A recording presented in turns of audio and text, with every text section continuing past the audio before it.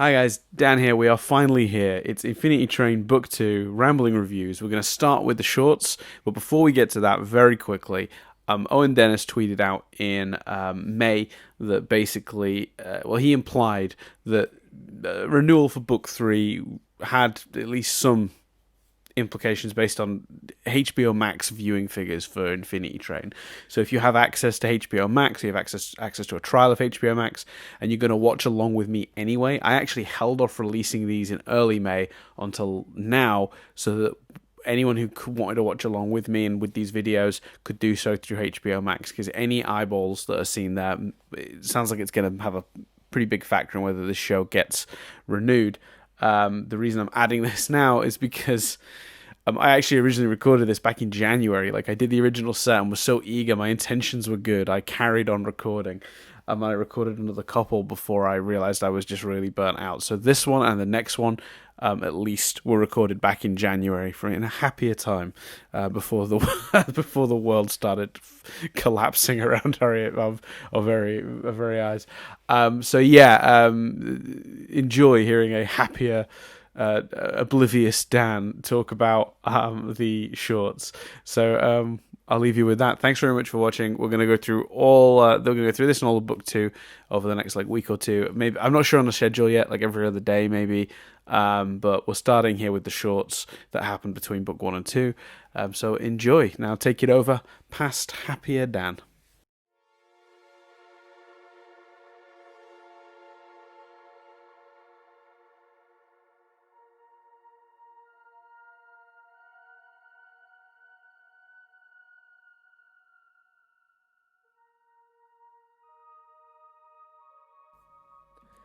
Hello and welcome back to Rambling Reviews Infinity Train thing.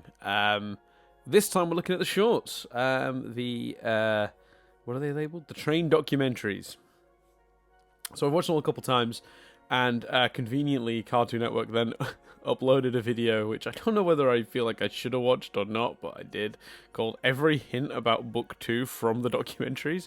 And it's just the clips from the documentaries, but when something that's relevant to Book 2 happens, it just goes do and points it out. I'll fully admit the ones I did and did not catch as we go through these, because there are definitely a bunch that are fairly obvious, and there's a bunch that aren't. I'm starting to get the impression, let's get this out of the way up front, that the Mirror Tulip is not only in this series but a pretty major part, because you can actually have it up in front of me, because half of these seem to be in terms of the references, half of them are let's not do it any other way, like a deer or a stag. I guess a stag would be the right phrase, I guess. Shape in rock and in walls, and then in the theater there's a picture of it on the left hand side, a picture of stag on the left hand side, so there's some sort of recurring imagery there. I don't know what that's related to. Presumably maybe a companion character like Atticus.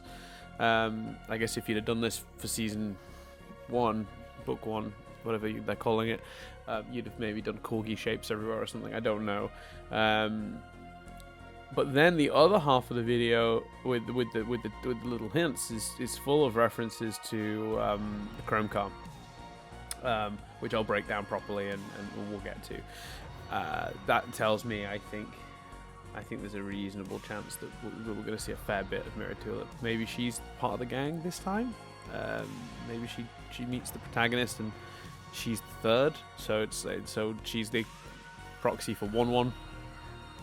Then they get some sort of stag or deer type being as this sort of Atticus replacement, and it's a group of 3 again. Possible. I would maybe lean towards likely at this point because of how much they're referencing Mirror, the police and the stuff in these videos. But anyway, let's break them down one by one very quickly, or as quick as we can. There's a lot going on in these videos. The green car. For those who don't remember, a very funny one. One of the better ones in terms of the premise. There are some where there's just no premise. And I think what I learned when I did my brief stint writing sketch comedy when we did our show at Edinburgh was that you really do need a solid premise. You can put jokes in a thing, but if the thing doesn't have it needs to have a beginning, middle, and end, basically, of some sort, or some basic concept of escalation. Otherwise, it can feel meandering, and you can feel like people could feel like their time is being wasted. And as we go through this, I'll talk about the ones that work and the ones that don't. I think the Green Car one is a pretty decent one in that sense, because it does have the setup for all of these. This is we're going to do documentaries. So for those who remember, 1-1 is basically making documentaries exploring each of the cars, mostly focused on the fun cars rather than the sort of dramatic ones, with a few exceptions. Like the silly, weird ones. It's a great way to sort of explore some cars we've already seen, but some of the cars that are brand new. So we'll go through them. So he's in the green car where everything is green, and it's a really simple setup. And then he just is very confused when he suddenly bumps into a purple grape person who, says his name is like Ben Green, which is just a brilliant idea. Like at some point on the train, they were sorting things that are green, and Ben Green got mixed into the green car, and it's just a really funny little gag. It gives the whole thing a purpose. It feels like the setup of the green car exists for the joke of the Mr. Green, Ben Green. So that works really well. And then, can't not notice this one. It's the first reference to the sort of... I need to settle if it's a deer or a stag. I'm going to say stag, right? Let me quickly Google stag and see what a stag looks like. Yeah, it's a stag. Okay, cool.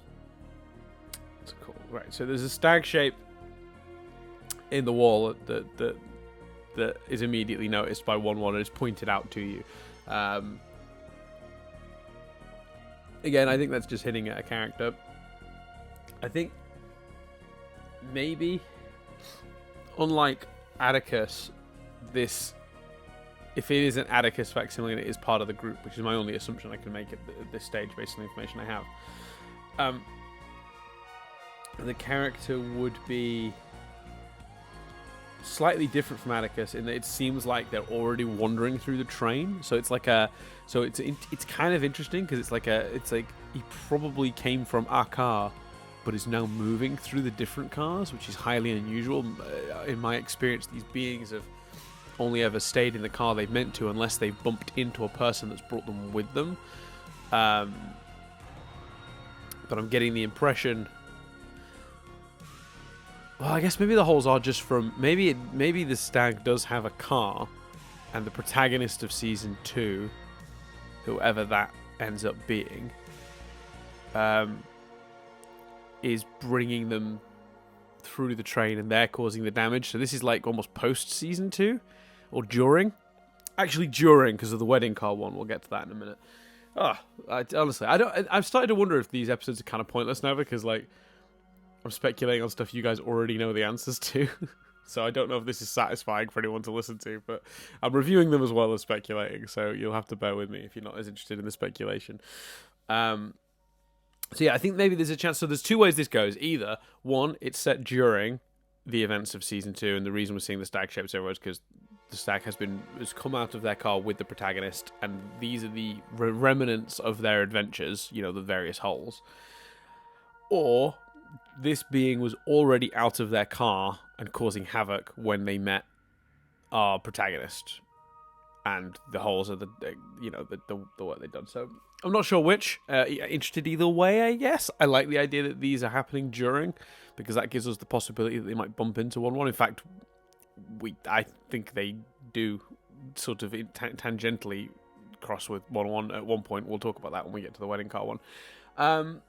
The Tiny Wizard car is one of the ones where, I mean, yeah, it's one of the ones with no real, like, setup, payoff, even joke, because that's what you need. You either need a start, beginning, end of like a story of discovery, like the movie theater car one that has an escalation to a plot point, or you need a gag that has a setup and payoff within your 2-minute piece. The Tiny Wizard car is one of the weaker ones. It's funny, but it's It's yeah, it's like, it's only funny because it's so strange they've committed quite so heavily to this premise. I don't think it's actually funny the way they intended it to be, maybe, unless that's what they were going for. Maybe who's to say, I suppose. But the Tiny Wizard Car, it's basically you witness a sort of a breakup, and then sort of like a makeup between a couple, like all done overly dramatically, and they're all only ever allowed to say the word spells. This is the car we visited in the original show. Tulip came through this and they just yelled spells, spells as they shot spells. Well, now it turns out they don't just say spells when they shoot spells. They literally communicate only through the word spells. It is funny, but I'm not sure what the intent was. I don't remember there being any. Were there any references in this one? I don't think there were. Not that I picked up. I'm just trying to flick through, see. No, I don't see anything. Cool. Okay, so the next one is the Kaiju Car. Now, this one I think is pretty decent. It's got a good gag, which is that one doesn't understand that anything exciting is happening. He describes it as an earthquake car because the ground is shaking, which because there's two actual monsters in the background having a giant, awesome Godzilla-style fight. And at one point, it revealed that the people who live in this car are buildings. So this is like their worst nightmare. Like, what destroys buildings? Kaiju, of course. And he like runs past, like, you know, warning 1-1 to flee, and like instead 1-1 is like more fixated on a pretzel-shaped cloud in the sky. It's a decent setup, a pretty good joke, and a reasonable payoff. I didn't notice anything in this initially, but there is a reference in this in the Cartoon Network video. So thanks to Cartoon Network's shit you missed that's hinting at the next season, I did notice that there's a reflective surface that looks like it's been sort of painted over when we come back to it, which is very much in line. To be honest, I know why I didn't notice it. It's not as obvious what's happened here, whereas this happens again in the theatre car one, which we'll come back to in a way that's more obvious, and I'll talk about what I think of what it is that when we get to that one. But yeah, the Kaiju Car one I enjoyed. It's fun, but not like none of them are overly long. They're all only 2 minutes. Yeah, I enjoy it. I think it's a good one. The tech support car, you'll be unsurprised to hear, is my absolute favourite. Of course it is. It's more Randall. Yes, please. Randall. All the Randall. It's incredible. This is just the funniest. This is by far the most effective in terms of making me laugh. Once again, for those who don't remember, it's Randall. We go to where the beach car was. This episode is labeled the tech support car, but it is the beach car, or renamed the beach side car apparently. Oh yeah, beach side. Yeah, the beach side car. Yeah, of course. And it reveals here that all the inhabitants are revealed to be Randalls, is what it says on the Wikipedia page, and that is kind of true. Like, I suspected that from the first episode we saw, is that Randall was just one being that was splitting into all of the inhabitants of this world, but I wasn't certain. I guess now it's kind of more confirmed. What's mostly good about this is just hearing Randall do his tech support for the donut holer, which is amazing. And then he tries to puts them onto his boss, but his boss just pops out of him, and it's him again. That recurring joke of, and if you tried pushing it into the thing you want to make a donut, and how strong are you? Oh, that's very strong. Because blatantly they're just talking to another Randall. That's the underlying gag of this whole thing, is that they're blatantly just talking to another Randall. The final finishing gag being that the reason the donut holder wasn't working is because the thing they were pushing it into was a tire. And, you know, that was always a donut. It's just amazing. It's everything I wanted from a Randall return. It's really funny. Rhys Darby back doing his thing. Amazed and pleased they managed to get him back to do this. Fantastic. I did not spot the hint in this one as well. I'll be honest with you. Even on second viewing, I missed it. But thanks to Cartoon Network's video, you can see when 1-1 is going through the box of donut holer floor models. So it's basically things that if you hit other things with them, they would give them a hole. One of them is like a telescope, and if you like look carefully, you'll see in the telescope there's a little face, and it appears to be the face of one of the Mirror Police people. So they're looking for Mirror Tulip, I guess, everywhere. So they're staring out of all sorts of reflective surfaces. Yeah, so there you go. So they're in there again, hinting that this is a bit more Mirror Tulip based than I was expecting. If you remember my previous videos, I genuinely thought Mirror Tulip was only going to show up for one episode. So yeah, there you go. The snow car, the same thing actually. We'll talk about it here. This one I did spot, although only on my second viewing. So I watched all of these twice. Yeah, on the second viewing, I noticed the Mirror Police car just sat there on, reversed. The snow car episode is another one of those ones without a direction, though. It's only interesting in that it's nice to think. It's nice to remember, and go, oh look, one's gone back to this place, and his memory's still shoddy because he doesn't seem to recall any of this yet. He was probably here for quite a while. In fact, he does actually reveal, I think it's like 32 or 33 years. Which probably makes sense, actually, that he was usurped as the conductor for that long, because when you think about how much Amelia has aged from getting on the train to meeting Tulip, that's sort of, yeah, you'd imagine about 30 years. She looks like she's sort of in a, 50s or 60s now. Like, they sort of aged her up. 50s, maybe. So, yeah, fits. But otherwise, this one sort of, is kind of, there's not much going on in this one. This is one of those ones that's kind of premiseless, and it feels it. It feels like they just wanted to revisit the snow car. So they've crammed in a couple of jokes, but there's no cohesion to it. It just sort of meanders a bit. It's all right. It's fine. He comes across the snowman, finds one's secret stash, and along with a big pile of garbage. Even there's a joke about snow being made of salt. I don't know. It's got a couple of decent jokes in it, but other than revisiting the snow car, which is fun, just because it's got such significance to the show, I didn't get much out of it. Then probably my least favorite. Oh no, one of two more that are not great. The hill car. I mean, it's a car full of hills. Let's go a piece of paper for the video that says the train documentary, and then a huge number that and then he lets go of it, and it flies off, and it hits a bird in the face, and that bird comes back and attacks him and drags him around, and then he wakes up next to a door that's been smashed in. Yeah, and he's like, he says something like, the denizens of the train are mistreating my property, or something like that. I don't know, something like that. I think the smashed in door is probably the stag. If the stag has been just smashing through stuff, then that would make sense. Yeah, this is one of the weaker ones. There's no real premise. The joke of the hill talking at the end is kind of funny, I guess, but even the jokes in this one are a little bit weak. This is probably the worst one. There's just you don't get much out of it. So I'll move on quickly, because now this one, the movie theater car, one of my favorites. I love this one because it's got a proper premise. It's like a real, it's just the way this escalates is fantastic, and it's very clever. So basically, it starts as just one in a movie theater car, and you just the concession stand and the two doors that you're either side of that would presumably lead into the theater.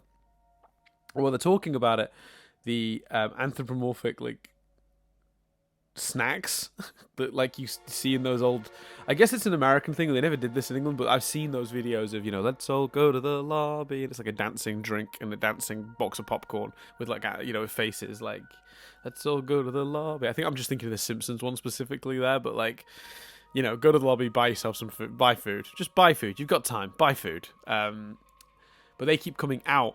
They exist, and they walk past singing songs, and every time they come out, there's one more of them. So the first one, I think, is just like a drink or a popcorn, and then there's a drink and a popcorn, and then there's nachos, but one starts noticing they refer to getting him food, mentioning that they will be his snack, And one like notices this, but then goes back to just doing whatever. And then it turns out that the entire concession stand is some sort of living creature, and the carpet starts pulling into its mouth, and it's like, yeah, it's like a weird little horror thing where the theater was going to eat you, not the other way around. You weren't going to eat a bunch of snacks at the theater. The concession stand was going to devour you as a snack. Excuse me. I thought that was really clever. I thought that was really fun. Surprising. Definitely gave the thing a bit more cohesion and like purpose. It was also kind of funny because I just like the reference to those that old trick, that old thing that they still do to this day. I know that because in the UK, even though they never had those anthropomorphic go to the lobby, snacks. During the adverts for films, during the trailers and adverts before the film starts, there's always you still got time to go to the lobby and go to the foyer and get popcorn. Do it. Buy the popcorn. It's good popcorn. Eat the popcorn. Buy the stuff. Which I know why, by the way. Not criticizing theater chains. I understand they make almost no money off the tickets. You'd think they would, but they make very small amount off the money handed over that counter for the tickets. So the food and drink is pretty much what keeps that business alive. So you have to sort of take the good with the bad. It's also why it's so expensive. In terms of references, this one has my favorite reference, and also another huge hint that Mirror Tulip is a big part of this series. At least in a couple episodes, if not a companion, along for the journey from pretty much one of the first couple episodes. This car has been, I think, very obviously spray painted. Now, this one I did notice, which the Kaiju Car spray painting, it just goes from being sort of slightly reflective to being completely black, and it's quite evenly been spray painted. So it's actually hard to notice, but it's been the theater car has been messily spray painted with like lines going off things where it's just been done quickly. And what you'll notice is everything that's been spray painted is a reflective surface. So the door handles have been spray painted. The kickboard at the bottom of the door has been spray painted. There's like a reflective surface. It looks like what would have been a reflective surface built into the front of the concession stand. The little nozzles on the drinks machine are all spray painted black. Now, if I'd have seen these in a different order, if I'd have seen this one first, I might have clocked the Kaiju Car one. But this one jumped straight out at me. I was like, oh wow, so to me that's Mirror Tulip not wanting the still on the run from the police, presumably spraying all the reflective surfaces so they can't come out and get her. I'm pretty convinced of that. I think that's pretty clear. And then it is in the Cartoon Network, every hint about Book 2 from the Train Documentaries video that they put out. Yeah, it's a good one. It's a great little hint because it's subtle, but it's not at all. You sort of, there isn't part of your eye that's drawn to that. Like, what's happening there? Why is that all just like completely black? Yeah, brilliant. Like, really cool. A good little reference. And probably my favorite of the shorts. That one, or I do love the green car. I really love the green car. No, my favorite is the textbook car, of course. Randall. You can't forget Randall. Yeah, so the textbook car is my favorite, and I do like the green car one and the movie car one. And then sort of the Kaiju Car one under that. But let's have a look back at the last couple. So the Cross-Eyed Ducks car is another one that doesn't really go anywhere. I mean, it's just one talking in the Cross-Eyed Ducks car. He says there are some monuments that you can't see. The Cross-Eyed Ducks make some really bad eye puns. I don't even think there's a reference in this one. Not that I can see. No, not that I can see. Is it in the Every Hint video? Oh. The moment where the glasses are moved from one duck to the other, the sunglasses. So the sunglasses are the hint. There's been some sunglasses left in the Cross-Eyed Duck car. What that's a hint to, I don't know. I didn't think of it as a hint. I just thought it was funny that there was one duck in all of them that had decided to cover up his cross eyes with sunglasses. I thought that was kind of funny, but I didn't really think of it as being a hint. Maybe the lead character wears sunglasses and loses them in the Cross-Eyed Duck car. Maybe. But yeah, it's a couple of it's not. The jokes themselves inside the episode, this little thing, aren't bad, but they're not very connected. It's just, again, it's one of the more meandery ones, and as I've established, those are not my favourites. So yeah, Cross-Eyed Duck car exists as a short. Minecraft car. This is another one that it suffers from that. Maybe not as much. There is a bit of development to this one. Like, so basically, they're in the Minecraft car. It's a giant cavern, and the minecart. I keep saying Minecraft, don't I? Minecart car. God, that's because Minecart car doesn't roll off the tongue. Minecraft car. What the fuck am I talking about? Ignore me. Losing my mind.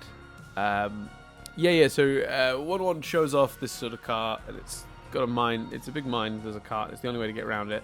But when he gets in it, it's full of like a picture of Tulip and Atticus, a letter that's to Miss Tulip. Like, how has he written it? I'm trying to remember.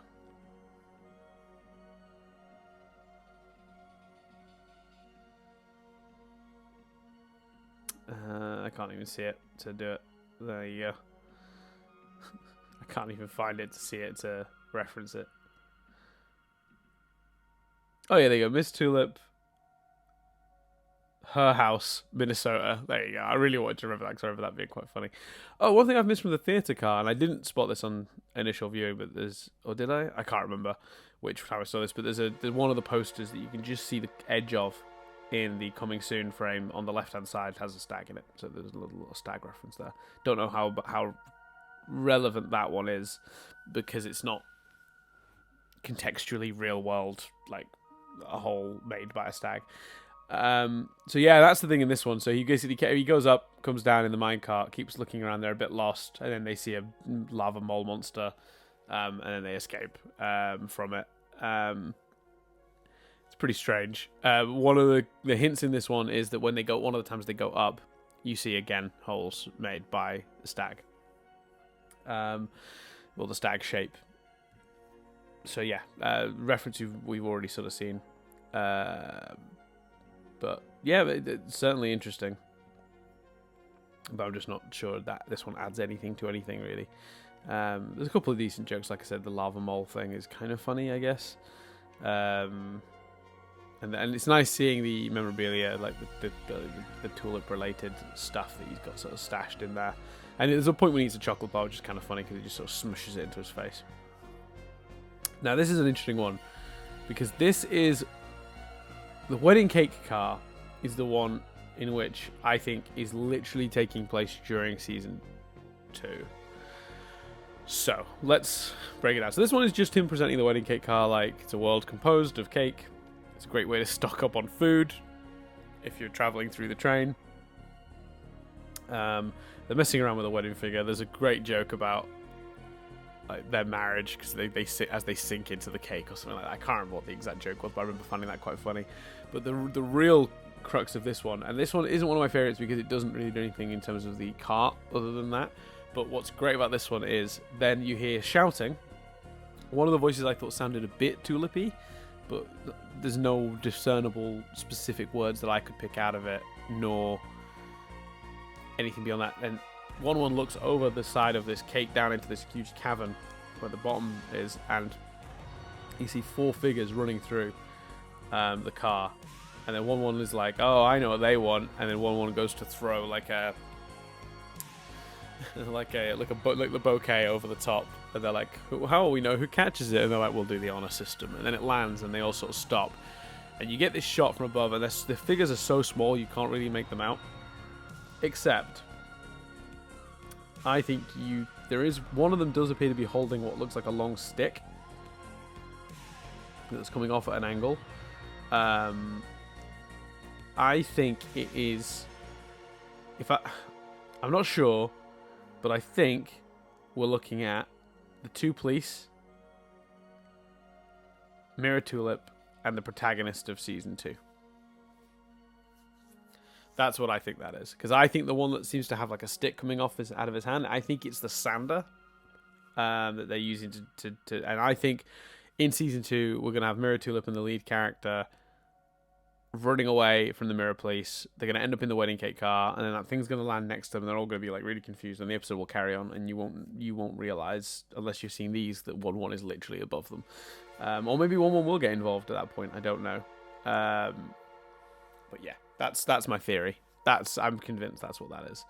And the more I look at it, the more They've done a very good job making the shapes feel really undefined. But yeah, that I can't see anything else that could be, if I'm being honest. So yeah, what do I think is going to happen in season 2? God knows. A little disappointed. No reference to the cat at all. I was hoping for the cat, because I'm now worried she's not in it at all. Maybe they couldn't get the actress back. I don't know. I hope she is. I would really be sad if the cat doesn't show up at all. In terms of like the best ones and the worst ones, I think I've made it pretty clear which ones I like the best. I mean, yeah, the tech support car. I thought the green car was pretty funny. The movie theater car was great.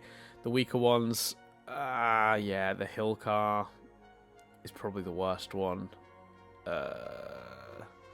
Minecart car isn't great, although that's a bit better than the hill car one. Cross-eyed Ducks car one as well doesn't really do anything. Other than that, though, I think they're all at a reasonable standard. But even the bad ones are kind of like there's at least 1 or 2 funny jokes in there. And for 2 minutes, it's like, who cares what the quality is? I can't expect too much from a 2-minute short that they obviously made on a bit of a budget, because that's the other thing that's impressive actually. 2-minute shorts, 10 of them. That's 20 odd minutes of screen time. That's like 2 full production episodes of the show essentially. So it's pretty impressive, really, that they've done it.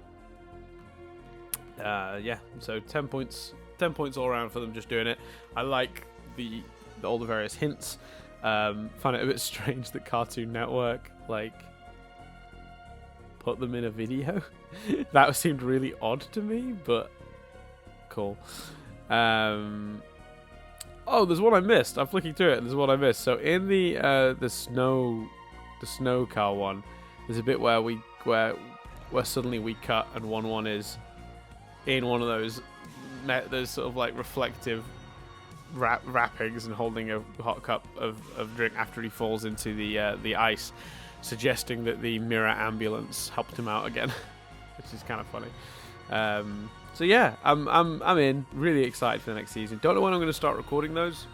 Hoping soon, because I really want to watch it. But again, I want to avoid burnout, which definitely affected a couple of those previous episodes of the Rambling Reviews. So yeah, Rambling Reviews, Train documentary shorts is done. Come back at some point shortly in the future for Rambling Reviews Infinity Train Book 2, which is called... Can I see the title of it? Oh! Right, well, it's called Cracked Reflection. So, yeah, that backs up my mirror tulip is important theory. Because the previous one was called Perennial Child. Cracked Reflection. There you go.